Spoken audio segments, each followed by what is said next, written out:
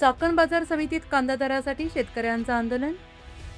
चाकण कृषी उत्पन्न बाजार समिती येथे आज स्वाभिमानी शेतकरी संघटनेच्या वतीनं कांद्याला योग्य दर मिळावा या मागणीसाठी आंदोलन करण्यात आलं आहे. पुणे जिल्हाध्यक्ष प्रभाकर बांगर यांच्या नेतृत्वाखाली झालेल्या आंदोलनात मोठ्या संख्येनं शेतकरी सहभागी झाले.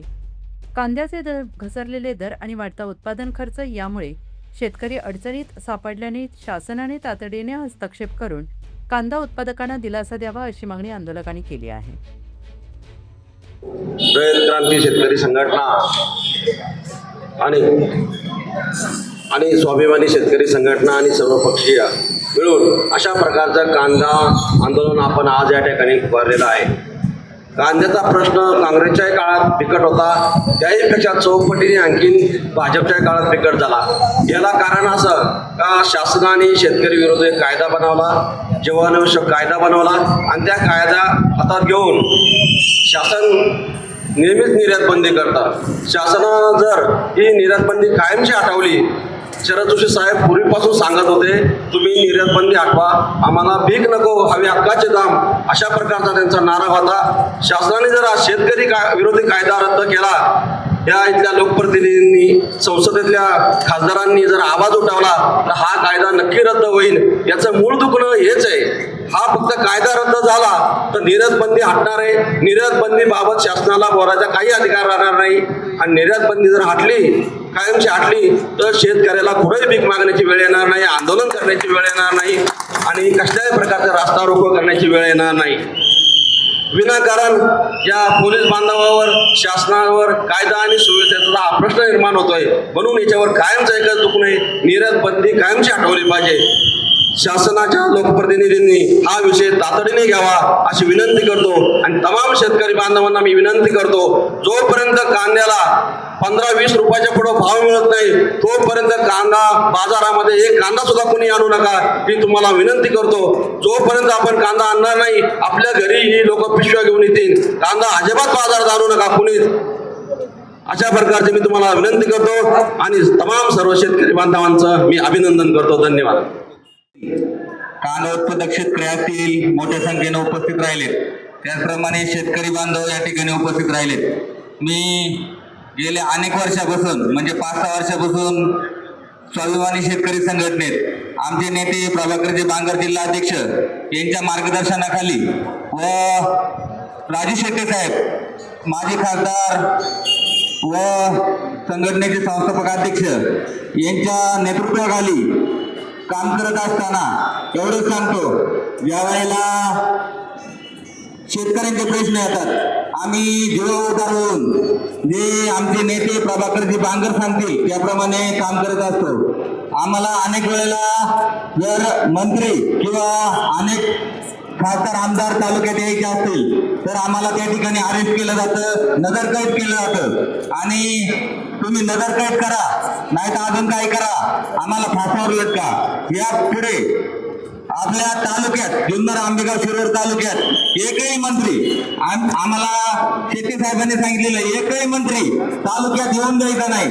याची भूमिका मी छातीचे ढाल करून सांगतो. जोपर्यंत कांद्याला 22 ते 25 रुपये दर किलोप्रमाणे मिळत नाही तोपर्यंत एकही नेता माझ्यावर मोक्का दाखल झाला तरी चालेल, अशा अनेक केसेस दाखल झाले तरी चालतील.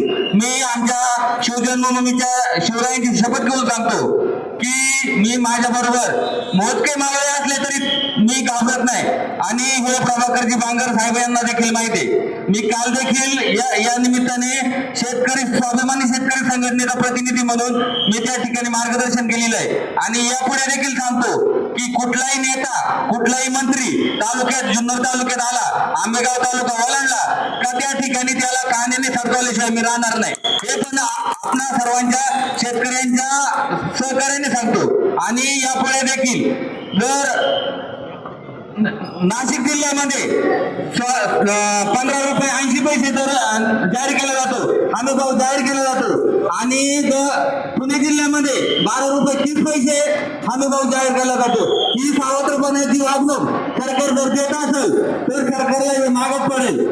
या निमित्ताने मी अनेक शेतकऱ्यांच्या माध्यमातून सांगतो, यापुढे कुठलाही मंत्री व खासदार, आमदार पुणे जिल्ह्यात नाही तर मंत्रालय देखील सोडून दिलं नाही पाहिजे आणि जी भूमिका आमचे नेते प्रभाकरजी बांगर घेतील, त्याबरोबर स्वाभिमानी शेतकरी जुन्नर तालुका ही त्यांच्या बरोबर खांद्याला खांदा लावून उभे राहील व शेतकऱ्यांना बरोबर घेऊन संघटित करून त्यांच्या बरोबर काम करेल एवढी ग्वाही या निमित्ताने कृषी उत्पन्न बाजार समिती चाकण या ठिकाणी देतो. जय हिंद, जय महाराष्ट्र. आणि सर्व महाविकास आघाडीचे आमचे सर्व नेते मंडळी. वास्तविक पाहता पुणे जिल्हा हा काय महाराष्ट्राच्या बाहेर नाही, हा महाराष्ट्राचाच आहे. नाशिक जिल्ह्याला न्याय वेगळा आणि पुणे जिल्ह्याला न्याय वेगळा. वास्तविक पाहता चाकण मार्केटमध्ये कांद्याचा सीझन संपून गेलेला आहे. सभापती साहेब, तुम्ही एक शेतकरी पुत्र आहात. तुम्ही आत्तापर्यंत शेतकऱ्यांसाठी इथं विविध प्रकारची विकास कामं केली.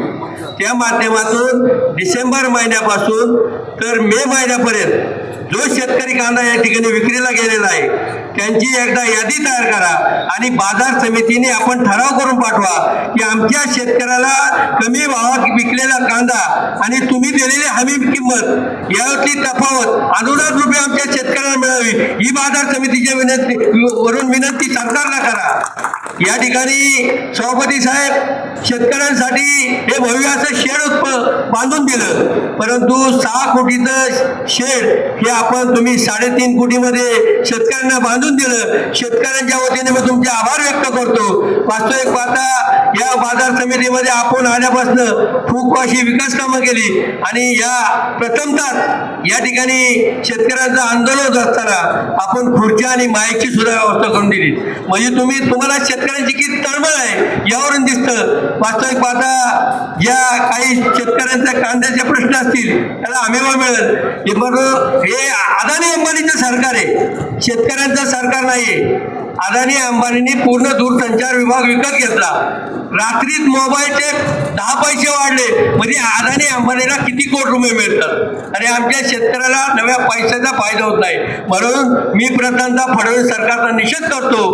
या ठिकाणी आलेल्या सर्व महाविकास आघाडीच्या वतीने फडणवीस सरकारचा निषेध करतो आणि राज्यात आणि केंद्रात सरकार ते भाजपचं आहे, हे अदानी अंबानी सरकार आहे, त्यांचा निषेध करतो आणि या ठिकाणी थांबतो. धन्यवाद. महाराष्ट्रातील ताज्या घडामोडी पाहण्यासाठी आजच आपल्या न्यूज 15 मराठी या चॅनलला यूट्यूबवर सबस्क्राईब करा. तसेच इंस्टाग्राम आणि ट्विटरवर फॉलो करायला विसरू नका. न्यूज 15 मराठी, आवाज जनसामान्यांचा.